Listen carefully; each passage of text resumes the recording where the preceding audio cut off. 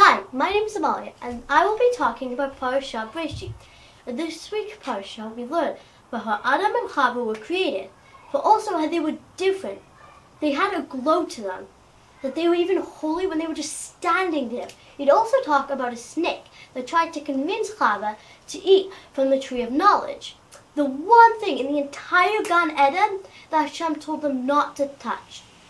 The snake unfortunately succeeded and got Chava to eat from the tree of knowledge. Then, later, she convinced Adam to eat it. After they ate from the tree, they had lost their glow and their holiness that Hashem had given them. But they also noticed something, that they weren't sneers. So when they saw each other, they immediately went to find clothing. What they found were fig leaves that they sewed together and put on. But Hashem also gifted them leather clothing. But why leather? The reason Hashem gifted them leather is because or in Hebrew is light. So the Zohar says that Hashem made clothing of light. I think the message we could take from this is, even though Adam and Chava lost their special glow, Hashem never took away their ability to shine. Every time we do a mitzvah, speak kindly, or make the right choice, we bring that light back into the world. The clothes of or, light, reminds us of the true beauty and holiness that came down from the light we create through our actions. So, as we start the Torah again with Parsha Bereshit, we remember that each of us still carries a spark of that first light, and it's our job to let it shine. Hi everyone, my name is Len, and I'd like to start with a thought both on Parsha Bereshit and also on this channel in general.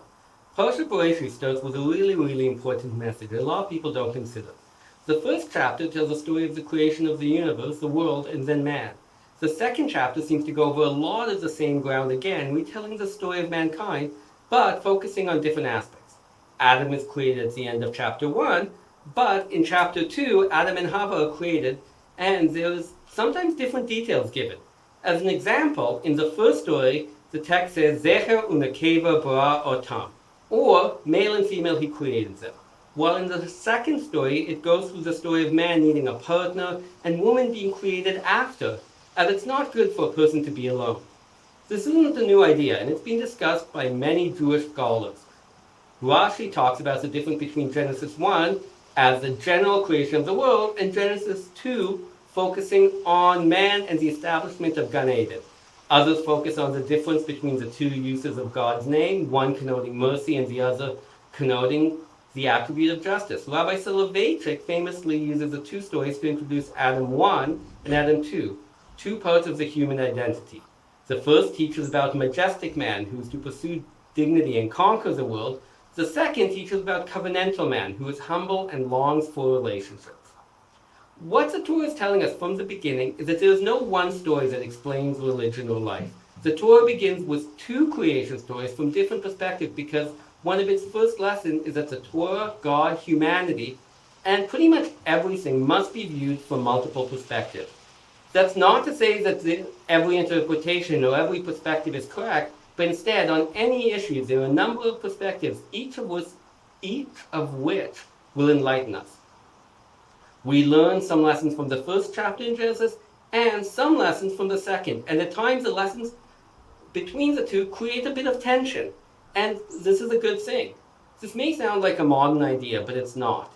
In the Midrash, they mention the idea that there are 70 faces to the Torah, implying numerous valid interpretations. In the Gemara, a divine voice calls out and says, these and these are the words of the living God during a debate, implying that both sides are legitimate. As we start the Torah cycle, we have to remember that we are never going to answer the question of what is the Torah's view on this. Because the Torah is teaching us from the beginning that there are multiple answers. There's going to be multiple answers to what is the Torah telling us. This is one of the ideas that's actually driving this entire endeavor of making this channel. Our family consists of different people, different ages, different education, different life experiences. Each of us approaches the Torah from our own unique perspective. We thought it'd be nice to have 1 year where we each put forward a thought every week. The Torah you're going to hear is going to be diverse and maybe even contradictory. We're not actually coordinating, just each of us speaking from our own perspective. But that's the beauty of Torah.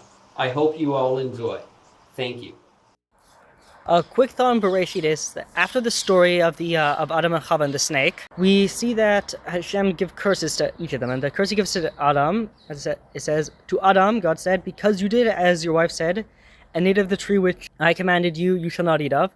Cursed be the ground because of you. By hard labor shall you eat of it all the days of your life. Thorns and thistles shall sprout before you, but your food shall be the grass of the field. By the sweat of your brow shall you get bread to eat, until you return to the ground. For from it you were taken, for dust you are, and to dust you shall return." From what I understood from this is that sometimes we go through our entire lives going after bread and the physicality, and if all your life you're doing is accomplishing, trying to make money, try to just go on with your life, not seeking any purpose, and your entire life is just going for the necessities of life, you'll just return to how you won't leave anything. You're born and then you'll die. You'll return to the dust of the earth. But if you take your time to not only go from for the breads of the earth and for everything, for the physicality, for meaningless one day after another, not leaving your mark, you don't do those things, you'll see that you won't just be forgotten. You won't just leave the world the same you were. And I think that's what an important message of this is. Good Shabbos. In the beginning of the story of creation, God creates everything in 6 days. Then on the seventh day, everything stops. After creating the universe, God rests. Not because he needs rest. God doesn't need anything, but as a teaching tool for us, because rest is essential to everything. Just as a plot of land needs time to recover and keep growing crops, so do we. This concept of rest, Shabbat, is one of the pillars of Judaism. Before the commandments, even before Judaism was a religion, the idea of a break in time, of relaxation. It's not the endless rules or how-tos. It's a simple command to just rest. It's a weekly time out built into our lives from the very first verses of the Torah, a moment to stop, breathe, and really experience the world around us. The very beauty of what creation was. That's the power of Bereshit.